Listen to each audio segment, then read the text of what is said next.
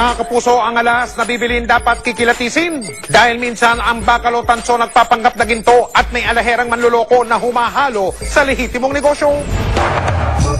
Ready ka na ba rumampa? Feel na feel mo bang ikaw ang pinakamagandang babae sa balat ng lupa? Pues, lagyan din ng anghang ang galaw ng katawan. Achieve na achieve. Perfecte na sana. Ang tanong, tunay ba yung borloloy na nasa inyong katawan? Pak! Mahilig pumustura ang itatago natin sa pangalang Juliet. Kahit nasa loob ng bahay, kompleto ang suot niyang bling-bling sa katawan. Ikaw na! Ang mga naidudulot sa akin ng mga alas pagka bumibili ako, masaya po yung pakiramdam. Siyempre pagka may nagagamit ka, halimbawa may parties. Isang araw, tila naakit daw siya ng kinang ng isang tindahan sa lungsod ng Maynila. Yung earrings na pirenesyo nila sa akin ng 6,500, binigay agad sa kalahati ng tawad ko, binigay agad ng 3,000. So nag-isip ako ngayon ng iba pa, sabi ko, bigyan nyo pa ako ng discount, sabi ko. Sabi nila, sige, 2,500. Sabi ko, 2,000. Binigay naman din kaagad. Sabi ko, mura nga dito, mura nga. Kaya naman, bili dito, bili doon, ang naging drama niya. Lahat ng sinasabi nila dun sa maalahas na pinapakita nila, 18K Saudi gold. Meron din ata sila pinakita sa akin na Italy naman. Merong set ng earrings, kwintas, saka singsing. Meron din bracelet. Nagkakahalaga po yun lahat ng 22,500. Pero, laking gulat ni Juliet dahil ang nabiling alahas, hindi ginto, hindi tanso, at hindi pilak. Pak!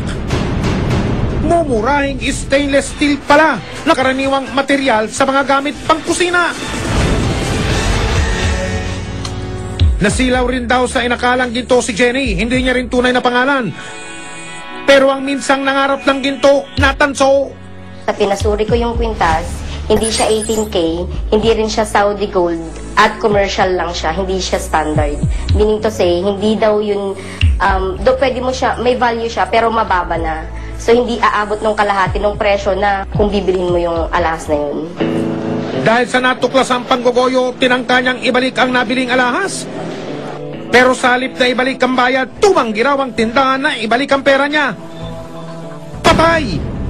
Hindi naman biro yung pera na ibinili mo, pinagpaguran mo yun. Marami pang mauulit at marami na, sigurado kami na marami na silang naloko doon. Sa sobrang bilis ng mga kamay nila at talas ng mga bibig nila kung paano sila mang engganyo ng tao, sasabihin gold yung binibenta nila pero hindi naman. Nakarating sa sumbungan ng bayan ang totoong reklamo ni na Juliet at Jenny. Sa aming pag-iimbestiga, hindi na pala bago ang reklamong ito ng dalawa. Isang dating tindera kasi ang kusang nagsiwalat sa amin ang modus ng ilang mapagsamantalang alahero at alahera sa Maynila. Minsan ako-concern siya pag alam namin na mahirap talaga yung bumibili. Ngayong huli, nasanay na po. Nasanay na po kami sa trabaho ganyan. Maging kami, tila nasilaw sa kinang na mga inireklamong tindahan.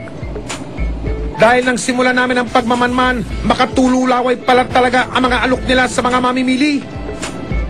Mega sale, super sale, clearance sale. Wow! Nandito na yata lahat ng klase ng sale. Saan ka pa? Budget ng customer, mga 10,000. Tapos yung bracelet na napili ng customer, hindi kaya sa 10. Papalitan nyo ng mas magaan. Yung kaya sa 10. Yung mas tutubo pa ng mas malaki. Kapansin-pansing maraming suki ang nawiwili. Mabentang mabenta anumang uri ng kanilang paninda. Yung nabili nilang commercial, nalaman nila na hindi nasasangla. Ibabalik nila yun. Ang ginagawa po namin, pero ang humaharap po, yung boss namin, ginagawa nila, isaswap nila sa 18K. Kung magkano yung bili nila doon sa commercial, yun yung ililes nila sa standard. Pero yung price ng standard, doble po. Pinasok ng aming asset ang isa sa mga inirereklamong pwesto. Kung gusto mo lalawa naman, 5,000 plus yes, lalawa. Balik isa dito. Ganun din, 2.5 mo rin yan eh. Sa tindera, ang sabi nila, dahil ito ay 3.5 daw, ito ay 18K. So 18 karat ito. Magkano sanla niyan? 2,000? Sanla? Sa halagang 2,000 piso, nakabili umano ng hikawang asset na may 18 karat, 2-tone gold o magkahalong elemento ng dilaw at puting uri ng ginto. Sosyal. Sinubukan namin itong isanla para subukin kung tunay ang nabili naming gintong hikaw. Tulad ng inaasahan, pati kami natanso. Pak! Lalo itong bumaba, ang halahas ay nagkakahalaga lamang ng 800 ang value at 14K lang ito. Sa isa pang hiwalay na pagsusuri, malinaw na huwad ang iba pang alahas na ibinebenta sa mga inirereklamong pwesto. Ito tingin ko dito. Deep ring. Testing din natin. Oh. Yan. Itatabi natin yung sample na tunay na ginto. Ayan.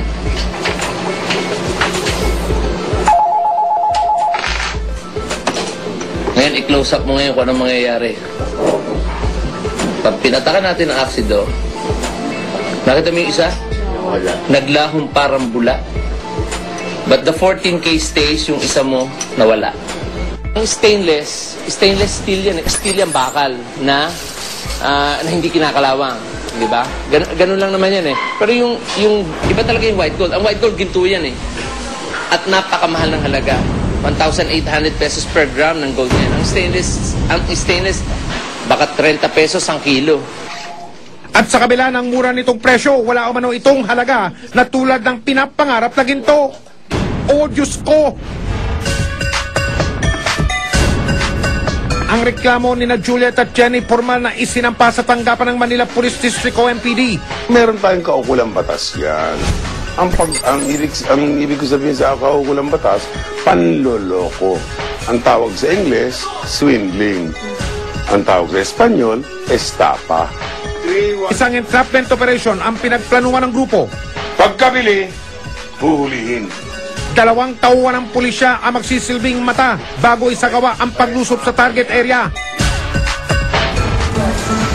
Susunod, mga alahero at alahera sabit sa malaking problema.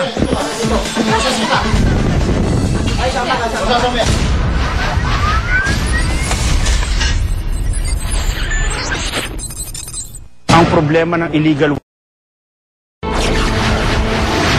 Sa gitna ng mga lehitimong negosyo ng mga alahas sa Binondo, may nakikihalong manggagancho. Pero bilang na ang mga araw nito. Nagsampa ng formal na reklamo ang mga umano'y biktima ng panluloko ng ilang alahero at alahera sa lungsod ng Maynila. Kaya't ang mga otoridad magsasagawa ng entrapment operation para mahuli sa akto ang ilang inireklamo. Unang pumasok sa target area ang mga police asset ng Manila Police District o MPD. Kasama kaming nakiusyoso sa mga presyo ng alahas na ibinebenta rito. Sa unang pwesto, positibong nakabili ang kasama naming asset ng manoy sing-sing na ginto.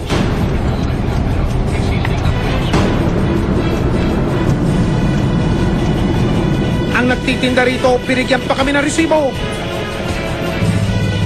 Mamahaling hikaw naman ang sunod naming nabili sa sunod na pwesto. At sa isa pang tindahan, kwintas at pulseras naman ang nabili ng aming kasamahan. Pero ang hindi alam ng mga alahero at alahera, kaharap na nila ang mga operatiba.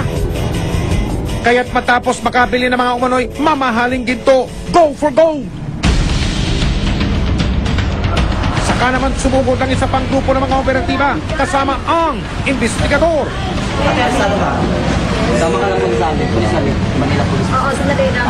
Alam ko ibig sabihin. Nang balikan namin ang mga pwestong aming napagbilhan.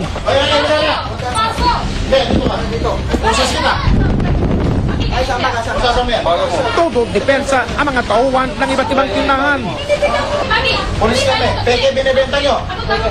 Peke yung binibenta nyo. Ayan o. Bakit ganyan? Sandali lang! Ano dyan ha? Hindi po rin kailangan ka! Teka mo nga! Tawag mo Kaya ako! magreklamo kasi. Magreklamo ka kung gusto mo. Nagluloko kayo ng mga tao. Sandali lang naman eh! O, sige na. Sige, pause mo. Pamili! Yan ang may-ari.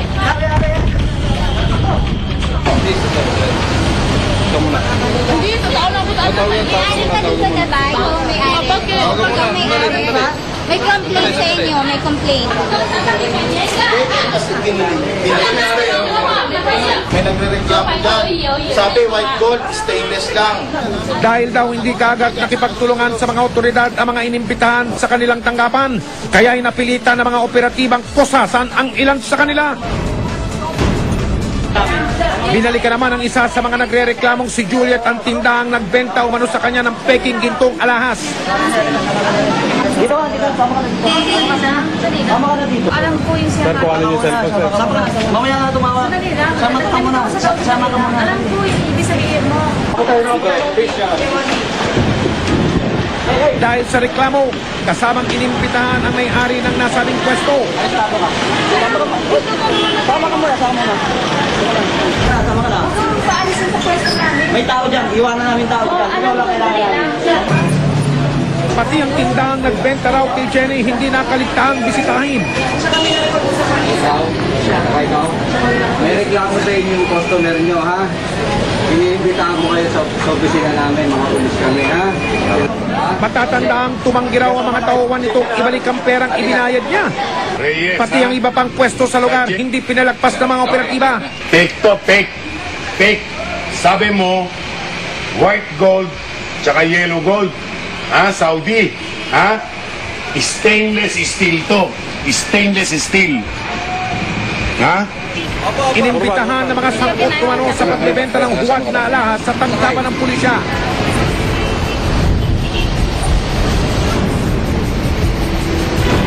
Sa tanggapan ng General Assignment Section o GAS, idiniretso ang mga inimbitahang tindera.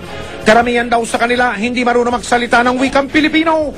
Alam nila mag-Tagalog. Nasasabi nga nila, suki tayo ate, 18 karat Saudi gold standard. Pero binibenta mo commercial, tubog. Alam mo yan. You know how to speak English, di ba? You know how to speak Tagalog, kaya lang ayaw mo lang aminin. Pero nanatiling tikom ang kanilang bibig at hindi na nagbigay ng anumang pahayag. Sa isang banda naman, nagkaroon ng pagkakataon na magkaharap sina Jenny at ang may-ari ng tindahang kanyang inireklamo. Mabilis yung mga kamay, sobrang bilis. Pinagpapalit nila yung mga items. Sasabihin yun. Kasi nakalagay na yung pendant doon eh. Pero hindi yun. Actually, hindi yun. Napagkasunduan sa uli na ibalik na lamang ang perang ipinambayad niya. Pero desidido raw siyang ituloy pa rin ang kaso. Article 315 po in relation to Article 316. Ang pinaka-penalty po rito, 1 taon hanggang 3 taon. Kapansin-pansin naman na sa lugar kung saan nakapwesto ang mga tindahan, may kalapit na tanggapan ng pulisya. Aminado ang mga tauhan dito na may ilang reklamo mula sa mga mamimiling natanso. Sinisikap daw nilang tugunan ang problemang ito sa abot ng kanilang makakaya. Pagka nagreklamo naman dito, sinasamahan namin. Minsan, pinapalitan din. Ngayon lang sa suggestion namin minsan, magreklamo na sila sa DTI. Ang sarap sanang pakinggan mga sir. Matagal na pala itong problema pero bakit mukhang hanggang ngayon marami pa rin ang nabibiktima? Katunayan, naabutan pa namin ang isang nagre-reklamong customer dahil sa peking alahas daw mano'y nabili niya. 3,300 and Peki po. Peki, no value. Kaya't sinamahan namin sila sa tindahan kung saan niya umano ito nabili. Pero laking gulat namin dahil ang pwestong kanyang inireklamo, tindahan na inireklamo na rin nung una kaming lumusob dito. Parang tinatawag na deja vu. Napagkasunduan na lamang na ibalik ang pera ng kawaawang mamimili. Hindi lahat na makinang totoong ginto. Minsan, nalilin lang tayo ng ating nakikita. Kaya't huwag sana itong maging palusot ng ibang mapagsamantala. Dahil masamang humagupit ang karma sa mga negosyanteng walang konsensya. Hanggat may namalya, hanggat may napi, patuloy tayong umaksyon, kaya makipagtulungan po kayo sa investigador, ang mga abusado at ang mga manloloko. Huwag natin tatantanan. Hanggang sa muli, ako po ang inyong kapuso Mike Enriquez at ito ang investigador.